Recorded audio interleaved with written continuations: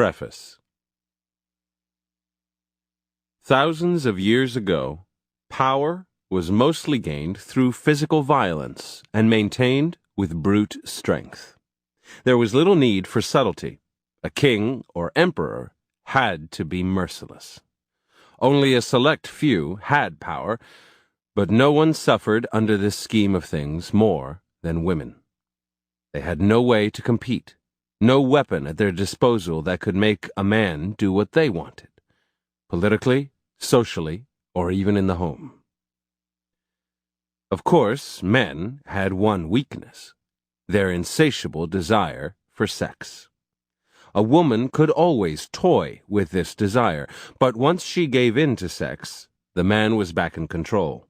And if she withheld sex, he could simply look elsewhere, or exert force. What good was a power that was so temporary and frail? Yet women had no choice but to submit to this condition. There were some, though, whose hunger for power was too great, and who, over the years, through much cleverness and creativity, invented a way of turning the dynamic around, creating a more lasting and effective form of power.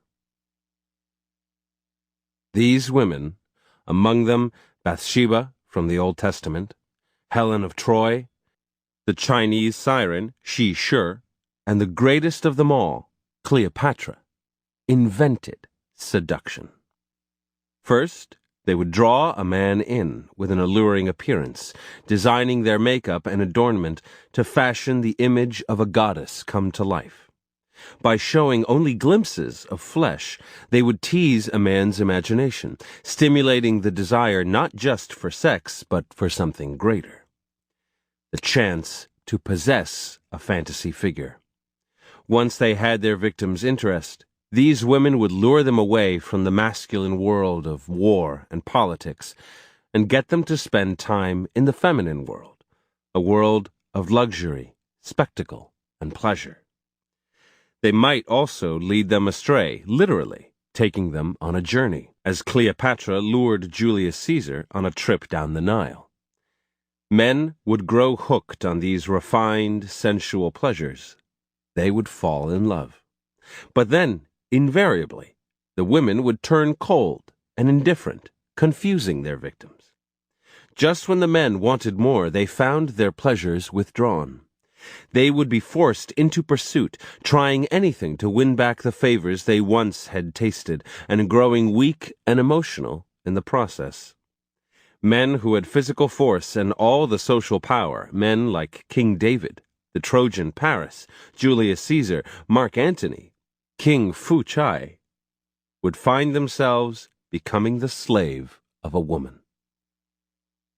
In the face of violence and brutality, these women made seduction a sophisticated art, the ultimate form of power and persuasion. They learned to work on the mind first, stimulating fantasies, keeping a man wanting more, creating patterns of hope and despair, the essence of seduction. Their power was not physical, but psychological, not forceful, but indirect and cunning. These first great seductresses were like military generals planning the destruction of an enemy, and indeed early accounts of seduction often compare it to battle, the feminine version of warfare. For Cleopatra, it was a means of consolidating an empire. In seduction, the woman was no longer a passive sex object. She had become an active agent, a figure of power. With a few exceptions, the Latin poet Ovid, the medieval troubadours, men didn't much concern themselves with such a frivolous art as seduction. Then in the 17th century came a great change. Men grew interested in seduction as a way to overcome a young woman's resistance to sex. History's first great male seducers, the Duc de Lauzun, the different Spaniards who inspired the Don Juan legend, began to adopt the methods traditionally employed by women. They learned to dazzle with their appearance, often androgynous in nature, to stimulate the imagination, to play the coquette. They also added a new masculine element to the game, seductive language, for they had discovered a woman's weakness for soft words. These two forms of seduction, the feminine use of appearances and the masculine use of language, would often cross gender lines. Casanova would dazzle a woman with his clothes. Ninon de l'Enclos would charm a man with her words. At the same time that men were developing their version of seduction, others began to adapt the art for social purposes. As Europe's feudal system of government faded into the past, courtiers needed to get their way in court without the use of force. They learned the power to be gained by seducing their superiors and competitors through psychological games, soft words, a little coquetry.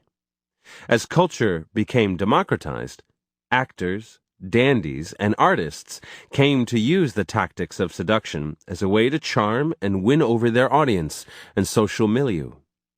In the 19th century, another great change occurred. Politicians like Napoleon consciously saw themselves as seducers on a grand scale. These men depended on the art of seductive oratory, but they also mastered what had once been feminine strategies, staging vast spectacles, using theatrical devices, creating a charged physical presence. All this, they learned, was the essence of charisma, and remains so today. By seducing the masses, they could accumulate immense power without the use of force. Today, we have reached the ultimate point in the evolution of seduction. Now, more than ever, force or brutality of any kind is discouraged. All areas of social life require the ability to persuade people in a way that does not offend or impose itself. Forms of seduction can be found everywhere, blending male and female strategies. Advertisements insinuate, the soft sell dominates. If we are to change people's opinions, and affecting opinion is basic to seduction, we must act in subtle, subliminal ways. Today, no political campaign can work without seduction. Since the era of John F. Kennedy, political figures are required to have a degree of charisma, a fascinating presence to keep their audience's attention, which is half the battle. The film world and media create a galaxy of seductive stars and images. We are saturated in the seductive.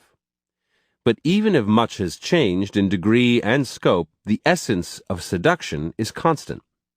Never be forceful or direct.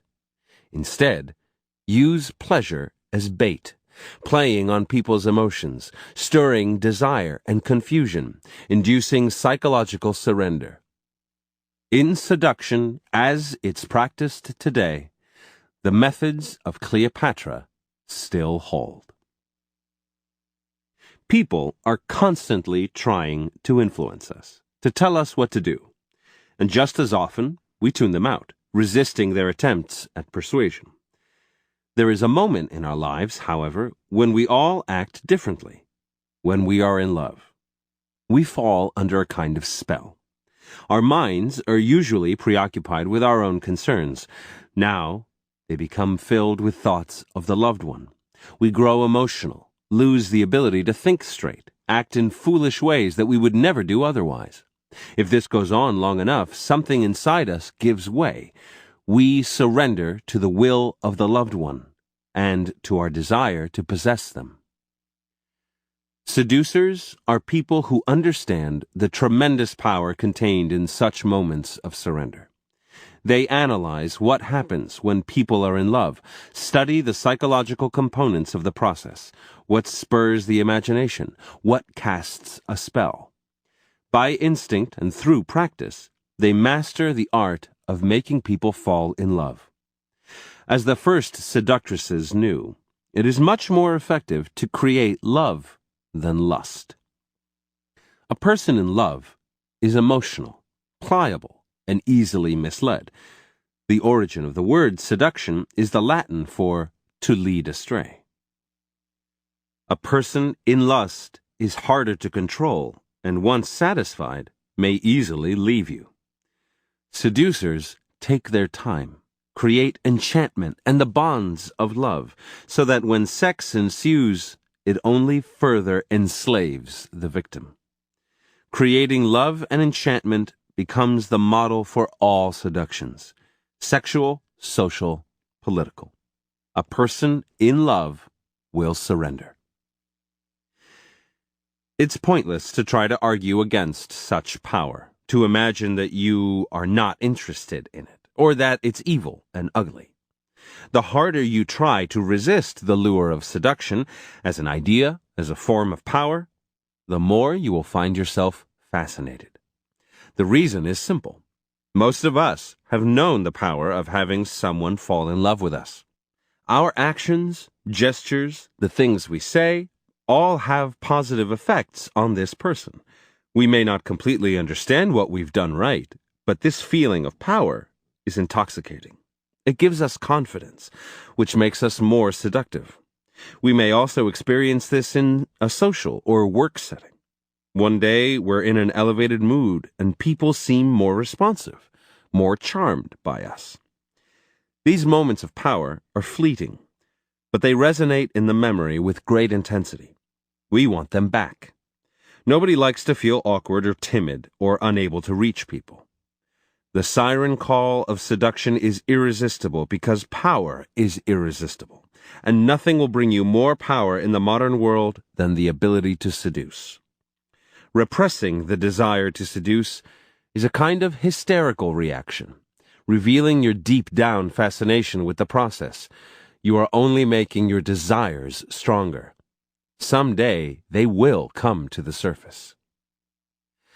To have such power doesn't require a total transformation in your character or any kind of physical improvement in your looks.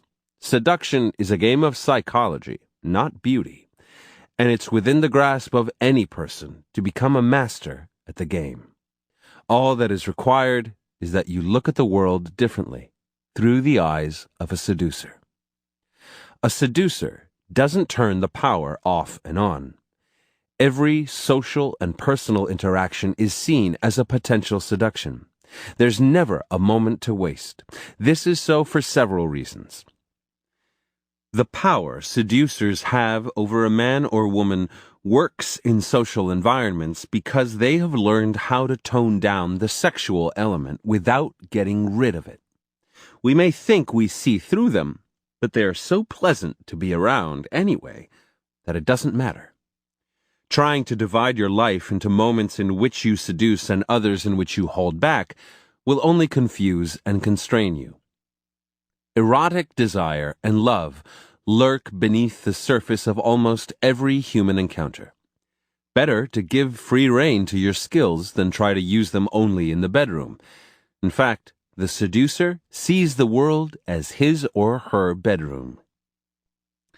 This attitude creates great seductive momentum, and with each seduction you gain experience and practice.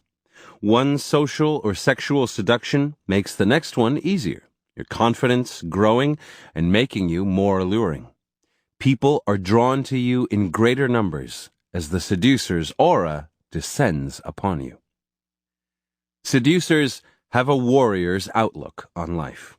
They see each person as a kind of walled castle to which they are laying siege. Seduction is a process of penetration. Initially, penetrating the target's mind, their first point of defense. Once seducers have penetrated the mind, making the target fantasize about them, it's easy to lower resistance and create physical surrender. Seducers don't improvise. They don't leave this process to chance. Like any good general, they plan and strategize, aiming at the target's particular weaknesses. The main obstacle to becoming a seducer is this foolish prejudice we have of seeing love and romance as some kind of sacred magical realm where things just fall into place, if they are meant to. This might seem romantic and quaint, but it's really just a cover for our laziness. What will seduce a person is the effort we expend on their behalf, showing how much we care, how much they are worth. Leaving things to chance is a recipe for disaster, and reveals that we don't take love and romance very seriously.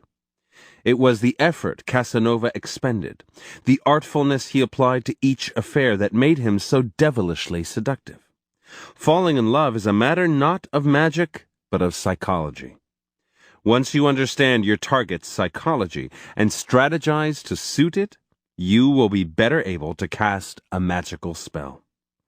A seducer sees love not as sacred, but as warfare, where all is fair. Seducers are never self-absorbed. Their gaze is directed outward, not inward. When they meet someone, their first move is to get inside that person's skin, to see the world through their eyes. The reasons for this are several. First, self-absorption is a sign of insecurity. It is anti-seductive. Everyone has insecurities, but seducers manage to ignore them, finding therapy for moments of self-doubt by being absorbed in the world. This gives them a buoyant spirit. We want to be around them. Second, getting into someone's skin, imagining what it's like to be them, helps the seducer gather valuable information, learn what makes that person tick, what will make them lose their ability to think straight and fall into a trap. Armed with such information, they can provide focused and individualized attention, a rare commodity in a world in which most people see us only from behind the screen of their own prejudices. Getting into the target's skin is the first important tactical move in the war of penetration. Seducers see themselves as providers of pleasure, like bees that gather pollen from some flowers and deliver it to others. As children, we mostly devoted our lives to play and pleasure. Adults often have feelings of being cut off from this paradise, of being weighed down by responsibilities.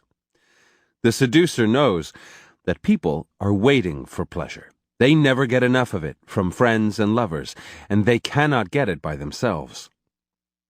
A person who enters their lives offering adventure and romance cannot be resisted. Pleasure is a feeling of being taken past our limits, of being overwhelmed by another person, by an experience. People are dying to be overwhelmed, to let go of their usual stubbornness. Sometimes their resistance to us is a way of saying, "Please seduce me." Seducers know that the possibility of pleasure will make a person follow them, and the experience of it will make someone open up, weak to the touch. They also train themselves to be sensitive to pleasure, knowing that feeling pleasure themselves will make it that much easier for them to infect the people around them. A seducer sees all of life as theater, everyone an actor. Most people feel they have constricted roles in life, which makes them unhappy. Seducers, on the other hand, can be anyone and can assume many roles. The archetype here is the god Zeus, insatiable seducer of young maidens, whose main weapon was the ability to assume the form of whatever person or animal would most appeal to his victim. Seducers take pleasure in performing and aren't weighed down by their identity or by some need to be themselves or to be natural. This freedom of theirs, this fluidity in body and spirit, is what makes them attractive. What people lack in life is not more reality, but illusion, fantasy, play. The clothes that seducers wear, the places they take you to, their words and actions are slightly heightened, not overly theatrical, but with a delightful edge of unreality, as if the two of you were living out a piece of fiction or were characters in a film. Seduction is a kind of theater in real life, the meeting of illusion and reality. Finally, seducers are completely amoral in their approach to life. It is all a game, an arena for play. Knowing that the moralists, The crabbed, repressed types who croak about the evils of the seducer secretly envy their power. They do not concern themselves with other people's opinions. They don't deal in moral judgments. Nothing could be less seductive. Everything is pliant, fluid, like life itself. Seduction is a form of deception, but people want to be led astray. They yearn to be seduced. If they didn't, seducers wouldn't find so many willing victims. Get rid of any moralizing tendencies. Adopt the seducer's playful philosophy, and you will find the rest of the process easy and natural. The art of seduction is designed to arm you with weapons of persuasion and charm, so that those around you will slowly lose their ability to resist without knowing how or why it's happened. It is an art of war for delicate times. Every seduction has two elements that you must analyze and understand. First, yourself and what is seductive about you. And second, your target and the actions that will penetrate their defenses and create surrender. The two sides are equally important. If you strategize without paying attention to the parts of your character that draw people to you, you will be seen as a mechanical seducer, slimy and manipulative. If you rely on your seductive personality without paying attention to the other person, you will make terrible mistakes and limit your potential. Consequently, the art of seduction is divided into two parts. The first half, the seductive character, describes the 9 types of seducer, plus the anti-seducer. Studying these types will make you aware of what is inherently seductive in your character, the basic building block of any seduction. The second half, the seductive process, includes the 24 maneuvers and strategies that will instruct you on how to create a spell, break down people's resistance, give movement and force to your seduction, and induce surrender in your target. As a kind of bridge between the two parts, there is a chapter on the 18 types of victims of a seduction, each of them missing something from their lives, each cradling an emptiness you can fill. Knowing what type you are dealing with will help you put into practice the ideas in both sections. Ignore any part of this book, and you will be an incomplete seducer. The ideas and strategies in the art of seduction are based on the writings and historical accounts of the most successful seducers in history. The sources include the seducer's own memoirs by Casanova, Errol Flynn, Natalie Barney, Marilyn Monroe, biographies of Cleopatra, Josephine Bonaparte, John F. Kennedy, Duke Ellington, handbooks on the subject, most notably Ovid's Art of Love, and fictional accounts of seductions, Choderlos de Laclos' Dangerous Liaisons, Soren Kierkegaard's The Seducer's Diary, Murasaki Shikibu's The Tale of Genji. The heroes and heroines of these literary works are generally modeled on real-life seducers. The strategies they employ reveal the intimate connection between fiction and seduction, creating illusion and leading a person along. In putting the book's lessons into practice, you will be following in the path of the greatest masters of the art. Finally, the spirit that will make you a consummate seducer is the spirit in which you should read this book. The French writer Denis Diderot once wrote, "I give my mind the liberty to follow the first wise or foolish idea that presents itself, just as in the Avenue de Foix our dissolute youths follow close on the heels of some strumpet, then leave her to pursue another, attacking all of them and attaching themselves to none. My thoughts are my strumpets." He meant that he let himself be seduced by ideas, following whichever one caught his fancy until a better one came along, his thoughts infused with a kind of sexual excitement. Once you enter these pages, do as Diderot advised. Let yourself be lured by the stories and ideas, your mind open and your thoughts fluid. Slowly, you will find yourself absorbing the poison through the skin, and you will begin to see everything as a seduction, including the way you think and how you look at the world. A quotation by Choderlos de Laclos from On the Education of Women, translated by Lydia Davis in The Libertine Reader, edited by Michel Feher. Oppression and scorn, thus, were and must have been generally the share of women in emerging societies. This state lasted in all its force until centuries of experience taught them to substitute skill for force.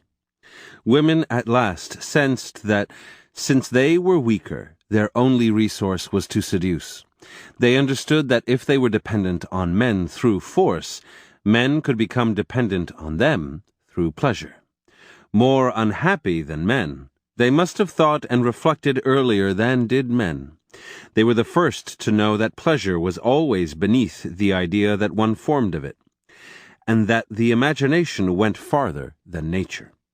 Once these basic truths were known, they learned first to veil their charms in order to awaken curiosity. They practiced the difficult art of refusing, even as they wished to consent. From that moment on, they knew how to set men's imagination afire. They knew how to arouse and direct desires as they pleased. Thus did beauty and love come into being. Now, the lot of women became less harsh. Not that they had managed to liberate themselves entirely from the state of oppression to which their weaknesses condemned them, but in the state of perpetual war that continues to exist between women and men, one has seen them, with the help of the caresses they have been able to invent, combat ceaselessly, sometimes vanquish, and often more skillfully take advantage of the forces directed against them. Sometimes, too, men have turned against women these weapons the women had forged to combat them, and their slavery has become all the harsher for it. Much more genius is needed to make love than to command armies. Ninon de l'Enclos. Hecuba, speaking about Helen of Troy, in Euripides' The Trojan Women, translated by Neil Curry. Menelaus, if you are really going to kill her, then my blessing go with you, but you must do it now, before her looks so twist to the strings of your heart that they turn your mind, for her eyes are like armies, and where her glances fall, there cities burn, until the dust of their ashes is blown by her sighs. I know her, Menelaus, and so do you, and all those who know her suffer. No man hath it in his power to overrule the deceitfulness of a woman. Marguerite of Navarre. A quotation by Alexander von Gleichen-Russwurm from The World's Lure, translated by Hannah Waller. This important sidetrack, by which women succeeded in evading man's strength and establishing herself in power, has not been given due consideration by historians. From the moment when the woman detached herself from the crowd, an individual finished product, offering delights which could not be obtained by force, but only by flattery, the reign of love's priestesses was inaugurated. It was a development of far-reaching importance in the history of civilization. Only by the circuitous route of the art of love could woman again assert authority, and this she did by asserting herself at the very point at which she would normally be a slave at the man's mercy. She had discovered the might of lust, the secret of the art of love, the demonic power of a passion artificially aroused and never satiated. The force thus unchained was thenceforth to count among the most tremendous of the world's forces, and at moments to have power even over life and death. The deliberate spellbinding of man's senses was to have a magical effect upon him, opening up an infinitely wider range of sensation and spurring him on as if impelled by an inspired dream. From The Art of Love by Ovid, translated by Peter Greene. The first thing to get in your head is that every single girl can be caught, and that you'll catch her if you set your toils right. Birds will sooner fall dumb in springtime, cicadas in summer, or a hunting dog turn his back on a hare, than a lover's bland inducements can fail with a woman. Even one you suppose reluctant will want it. From On Love by José Ortega y Gasset, translated by Toby Talbot. The combination of these two elements, enchantment and surrender, is, then, essential to the love which we are discussing. What exists in love is surrender due to enchantment. From The Antichrist by Friedrich Nietzsche, translated by R.J. Hollingdale. What is good? All that heightens the feeling of power, the will to power, power itself in man. What is bad? All that proceeds from weakness. What is happiness? The feeling that power increases, that a resistance is overcome. From Suduction by Jean Baudrillard. The disaffection, neurosis, anguish and frustration encountered by psychoanalysis comes no doubt from being unable to love or to be loved, from being unable to give or take pleasure. But the radical disenchantment comes from seduction and its failure. Only those who lie completely outside seduction are ill, even if they remain fully capable of loving and making love. Psychoanalysis believes it treats the disorder of sex and desire, but in reality, it is dealing with the disorders of seduction. The most serious deficiencies always concern charm and not pleasure, enchantment and not some vital or sexual satisfaction. From Beyond Good and Evil, Friedrich Nietzsche, translated by Walter Kaufmann.